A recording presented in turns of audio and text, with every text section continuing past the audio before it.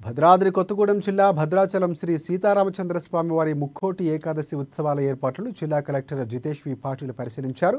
ITD ఆధ్వర్యంలో ముక్కోటి ఉత్సవాల్లో గోదావరి స్నానం ఘట్టాల వద్ద గిరిజన సంస్కృతి సాంప్రదాయాల కళారూపాలు, వినోదాల కార్యక్రమం సభా ప్రాంగణాన్ని, వంటకాలు, ప్రత్యేకంగా స్టాల్స్ను ఏర్పాటును పూర్తి చేయాలని సూచించారు. ఈ నెల 31 నుంచి శ్రీ సీతారామచంద్ర స్వామి వారి వైకుంఠ ఏకాదశి అధ్యయనోత్సవాలు ప్రారంభం కానున్న నేపథ్యంలో ప్రతిరోజు ఒక్కొక్క అలంకారంలో శ్రీ సీతారామచంద్ర స్వామి వారు భక్తులకు దర్శనమిస్తారు.